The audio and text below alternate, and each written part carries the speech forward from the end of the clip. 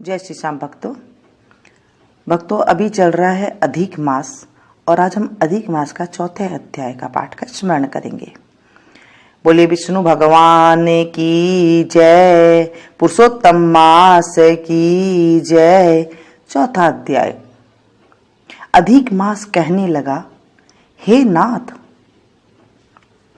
हे कृपानिधि, मलमास मेरा नाम है। मैं बलवानों से तिरस्कृत होकर यहां आया हूं, फिर आप मेरी रक्षा क्यों नहीं करते? मुझको उन लोगों ने शुभ कर्म वर्जित, अनाथ और सदैव घृणा की दृष्टि से देखा। अब आपकी दयालुता कहां गई? कठोरता क्यों हुई? इस प्रकार भगवान से कहकर मलिन मुख मलमास श्री कृष्ण के आगे आंसू बहाता हुआ बैठ गया। तब द्रवीभूत हरि आगे बैठे दीन बदन मलमास से कहने लगे, हे तात, तुम अत्यंत दुखों में डूबे हो, सो ऐसा भारी दुख तुम्हारे मन में क्या है? तुम किसी प्रकार का सोच मत करो, मैं तुझे दुख में डूबे हुए का उद्धार करूंगा। मेरी शरण में आकर तुम सोच करने योग्य नहीं हो। नारायण बोले, ऐसे भगवान के वाक्य सुनकर मलमास दुखी होकर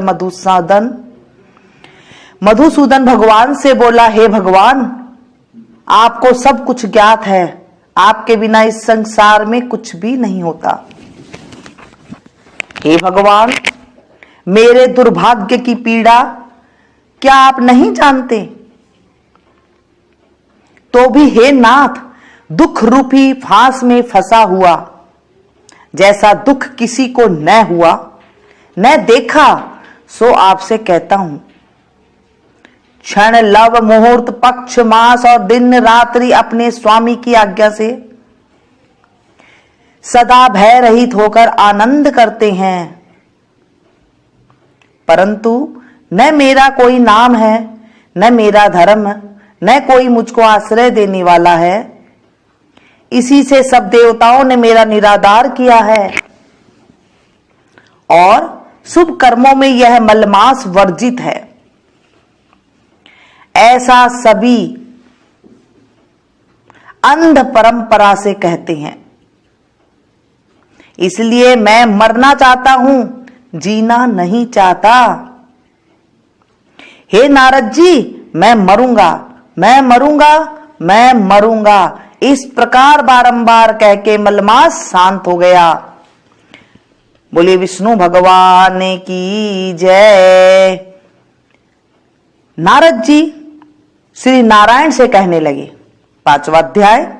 हे महाभाग, चरणों में पड़े हुए अधिक मास को भगवान ने क्या कहा? भगवान बोले, हे निष्पाप नारद, जो हरि ने कहा सो मैं तुमसे कहता हूं, सुनो। हे मुनि श्रेष्ठ, कृष्ण भगवान के नेत्रों से संकेत पाकर गरुड़ मूर्छित हुए मलमास को अपने पंखों से हवा करने लग। तब मलमास उठकर बोला, हे नाथ, मुझको यह अच्छा नहीं लगता। हे जगतपते, मुझ शरणागत को क्यों नहीं त्यागते हो? रक्षा करो।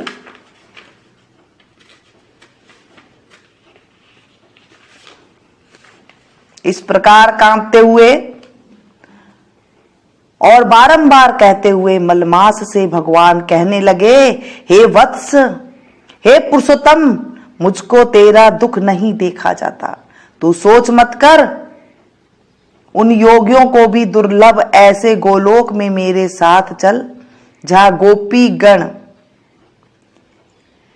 के बीच में बैठे हुए दो भुजा वाले मुरली हाथ में लिए नवीन मेघ के समान श्याम रंग कमल सदृश्य नयन वाले ऐसे ईश्वर श्री कृष्ण भगवान रहते हैं। श्री कृष्ण भगवान गोलोक में तेरे दुख को दूर करेंगे, चलो वहां पर चलते हैं। श्री नारायण कहने लगे। इतना कहकर हरि भगवान मलमास का हाथ पकड़कर गोलोक ले गए।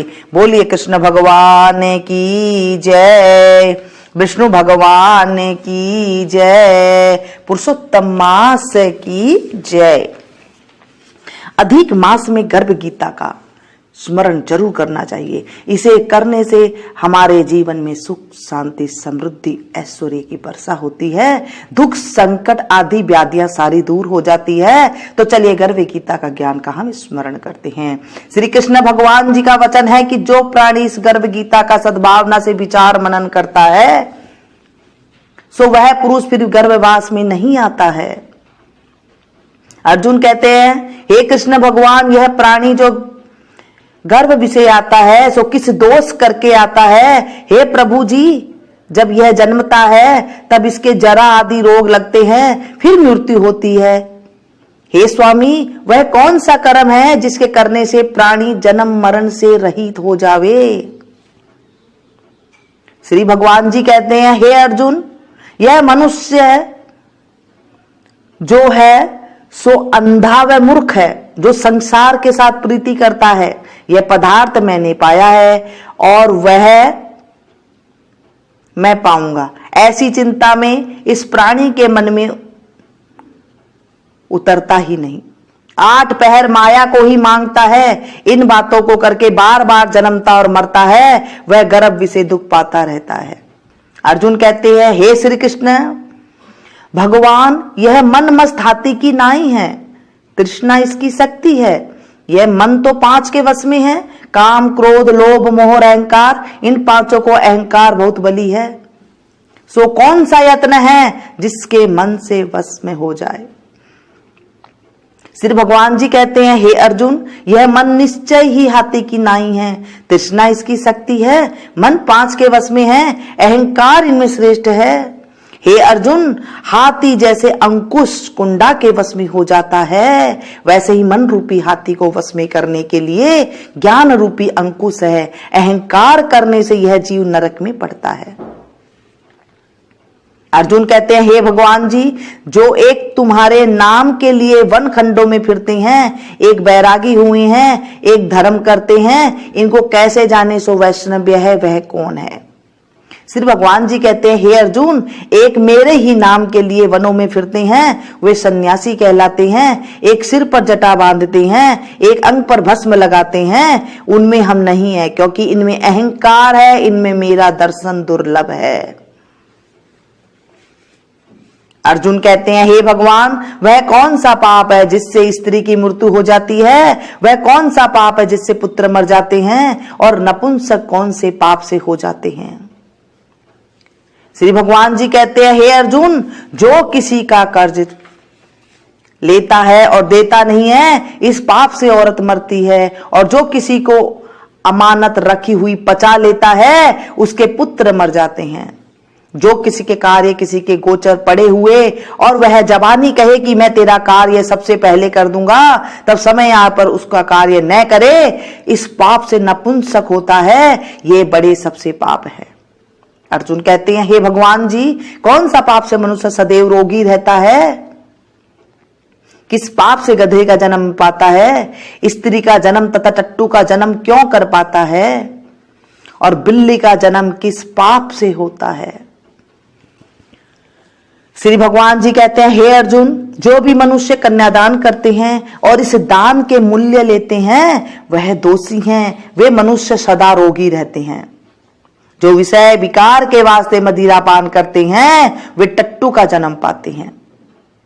और जो झूठी गवाही भरते हैं, वह औरत का जन्म पाते हैं।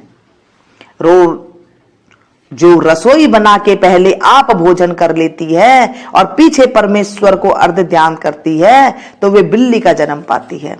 और जो मनुष्य अपनी झूठी वस्तु का दान करते हैं, औरत का जन्म पाते हैं, वह गुलाम औरतें होती हैं।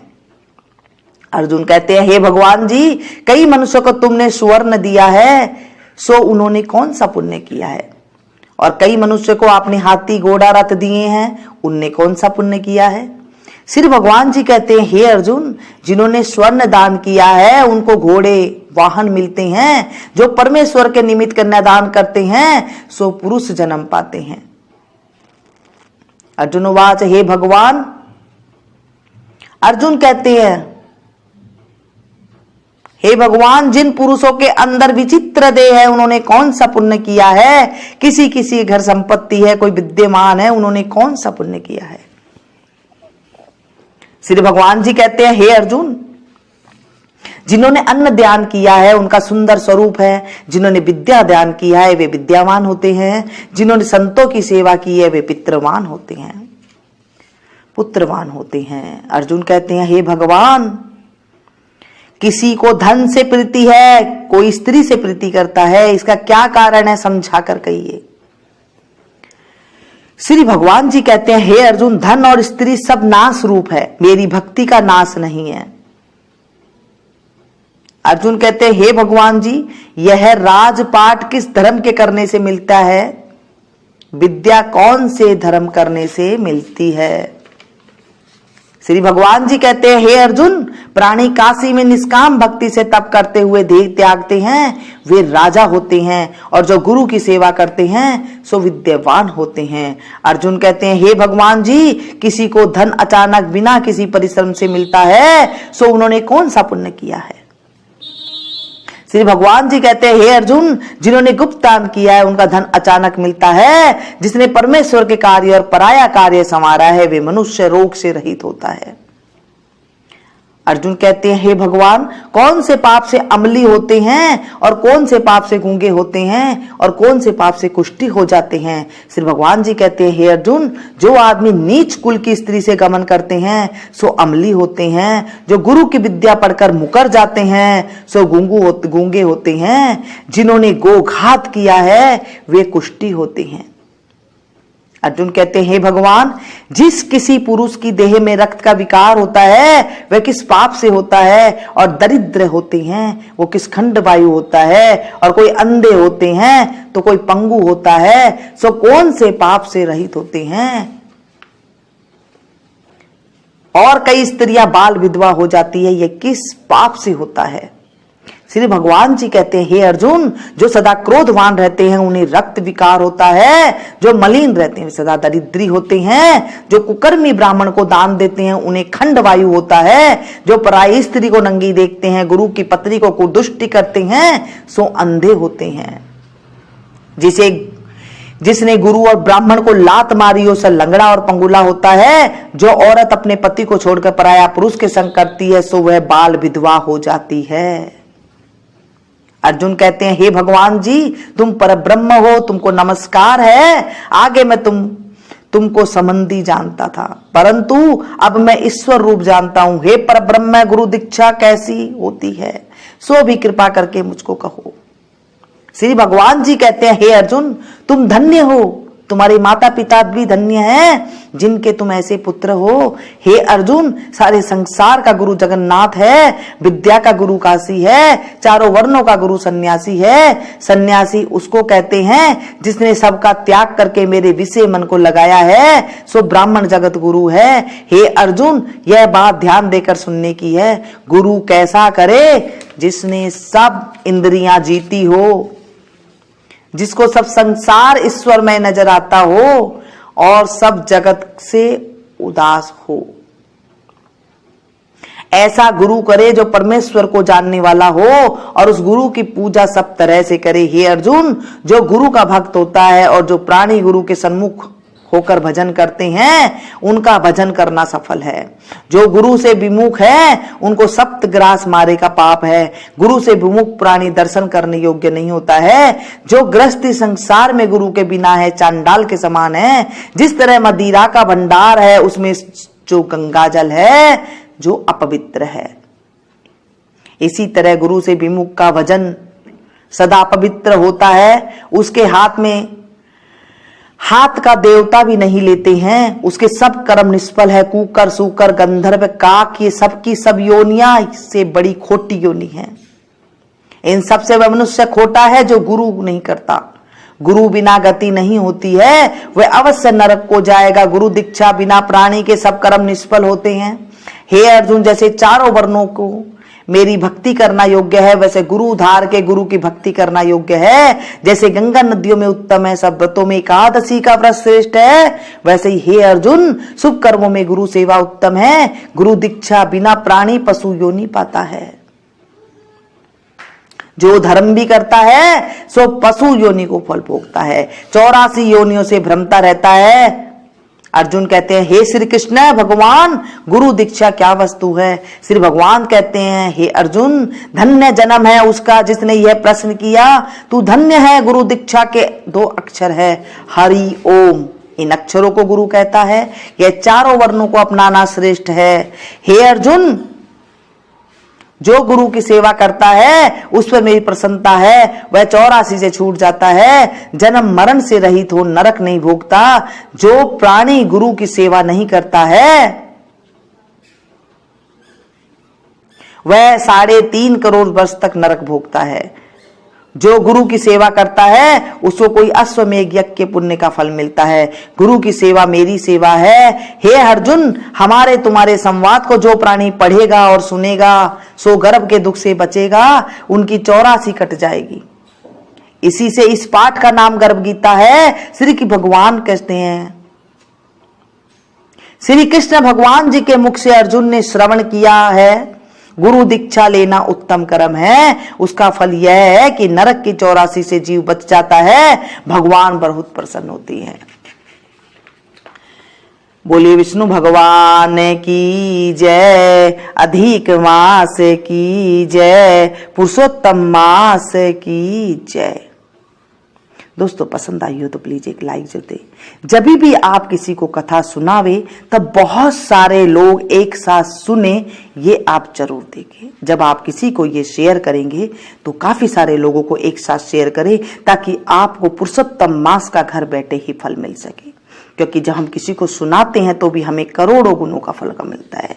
पुरुषोत्तम मास ऐसा ही है, हमें अच्छे से अच्छे कर्म करना चाहिए। मिलती हूँ फिर से एक नई वीडियो में नई जानकारी के साथ। तब तक आप